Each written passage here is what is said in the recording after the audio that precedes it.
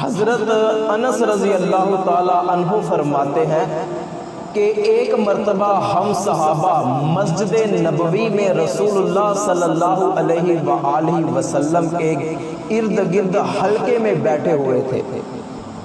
ان کے بول بہاروں جیسے، اصحاب ستاروں جیسے، ان سے پیارا اور نہ کوئی، بچھڑ کے ان سے لکڑی روئی۔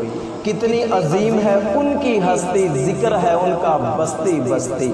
طٰہٰ اور یاسین وہی ہیں، صادق اور آمین وہی ہیں۔ میرے مولا کی پہچان وہی ہے، سب سے بڑے انسان وہی ہیں۔ فرماتے ہیں کہ ہم صحابہ اللہ کے نبی کے گرد حلقے میں بیٹھے ہوئے تھے، ایک بدو آیا، وہ ہمارے ساتھ آ کر بیٹھ گیا۔ تھوڑی دیر تو وہ بیٹھا رہا، بعد میں اس نے ہاتھ اٹھائے اور وہ دعا مانگنے لگا، اے میرے اللہ، صرف مجھ پر اور اپنے نبی پر رحمت نازل فرما اور کسی پر رحمت نازل نہ فرما۔ صحابہ کو بڑا تعجب ہوا، اس کو گھور کر دیکھنے لگے۔ پھر تھوڑی دیر بعد وہ وہاں حلقے سے اٹھا اور مسجد میں ایک کونے میں جا کر اس نے کھڑا ہو کر پیشاب کرنا شروع کر دیا۔ تو جب صحابہ نے اسے دیکھا کہ اس نے مسجد نبوی کے ایک کونے میں کھڑا ہو کر پیشاب کرنا شروع کر دیا ہے، تو صحابہ اس کو پکڑنے کے لیے دوڑنے لگے، تو اللہ کے نبی نے منع فرما دیا کہ صحابہ خبردار، کوئی بندہ اسے پکڑنے کے لیے دوڑے گا نہیں، کوئی اسے گھورے گا نہیں، کوئی اسے جھڑکے گا نہیں، بلکہ فرمایا کہ جب یہ وہاں سے چلا جائے تو اس جگہ پر ایک پانی کا ڈول بہا دینا۔ تو جب وہ دیہاتی مسجد سے جانے لگا تو اللہ کے نبی نے اسے اپنے پاس بلایا اور فرمایا کہ یہ مسجد اللہ کا گھر ہے، یہ کوئی گندگی پھیلانے کے لیے نہیں بنائی گئی، یہ مساجد تو اللہ کا ذکر کرنے، نماز پڑھنے اور قرآن کی تلاوت کرنے کے لیے بنائی جاتی ہیں۔ تو اللہ کے نبی نے صحابہ کو کیوں منع فرمایا کہ صحابہ کوئی بھی اسے پکڑنے کے لیے دوڑے گا نہیں، کوئی اسے جھڑکے گا نہیں، کوئی سخت اور تلخ قسم کے لہجے میں سے بات نہیں کرے گا۔ اس میں 3 حکمتیں تھیں۔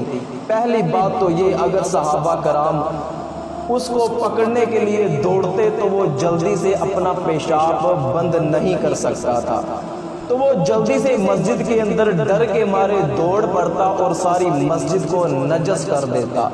دوسری بات یہ کہ اگر وہ جلدی سے اپنا پیشاب روک بھی لیتا تو اسے تکلیف ہوتی، ہو سکتا ہے کہ اسے کوئی مرض لاحق ہو جاتا۔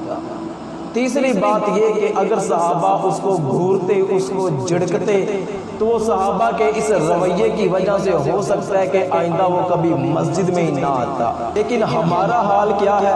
کوئی بچہ مسجد میں آئے، وضو کرنے کے لیے ٹوٹی پر بیٹھے اور پانی تھوڑا سا زیادہ کھول دے تو آنے والے نمازی حضرات اسے گھور کر دیکھتے ہیں، سخت اور تلخ قسم کے لہجے میں بات کرتے ہیں، اسے جھڑکتے ہیں، وہ بچہ دوبارہ مسجد میں نہیں آتا۔ اسی طرح دیہاتوں میں عام طور پر اذان دینے کے لیے کوئی مؤذن نہیں رکھا جاتا، تو علاقے والے لوگ ہی اذان دیا کرتے ہیں، اور اگر کسی کو اذان دینے کا شوق ہو جائے، کوئی بچہ ہے، کوئی جوان ہے، کوئی بوڑھا ہے، وہ پہلی مرتبہ سپیکر کے سامنے کانپتی ہوئی ٹانگوں اور کانپتے ہوئے لہجے کے ساتھ کھڑا ہوتا ہے، اور اگر اذان میں اس سے کوئی غلطی ہو جائے تو بعد میں جو نمازی حضرات آتے ہیں اس کی وہ تذلیل کرتے ہیں، اسے وہ باتیں کرتے ہیں، وہ دوبارہ کبھی اذان دینے کے لیے سپیکر کے سامنے کھڑا ہی نہیں ہوتا۔ اور کبھی کبھی تو ایسا ہو جاتا ہے کہ وہ مسجد میں کبھی نماز پڑھنے کے لیے بھی نہیں آتا کہ لوگوں نے مجھے بڑا ذلیل کیا ہے۔ اور اسی طرح دوران نماز کسی کا فون رنگ ہونا شروع ہو جائے تو نمازی حضرات اسے جھڑکتے ہیں، گھور کر دیکھتے ہیں کہ تو وہ مسجد میں آنے سے کراہت محسوس کرتا ہے۔ ہمیں یہ تعلیم نہیں دی، اللہ کے نبی نے تو ہمیں یہ تعلیم دی ہے کہ کوئی مسجد میں آئے اور غیر اخلاقی کام کرے تو اسے ہاتھ سے پکڑ کے مسجد سے باہر نہیں نکالنا، اسے جھڑکنا نہیں ہے، اسے گھورنا نہیں ہے۔ ہمیں تعلیم یہ دی گئی ہے کہ محبت سے پیش آؤ، پیار سے پیش آؤ، لوگوں کو اپنے رویوں کی وجہ سے مساجد سے دور نہ کرو، بلکہ انہیں پیار اور محبت کے ساتھ مساجد کے قریب لے کر آؤ۔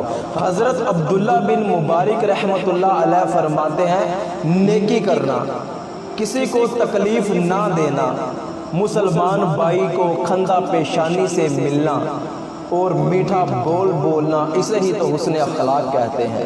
اور آقا کریم صلی اللہ علیہ وآلہ وسلم نے فرمایا کہ قیامت کے دن نامہ اعمال میں جو سب سے وزنی چیز ہوگی وہ حسن اخلاق ہوگا۔ شیئر ضرور کریں، ہو سکتا ہے آپ کے ایک شیئر سے یہ بات کسی کے دل میں اتر جائے۔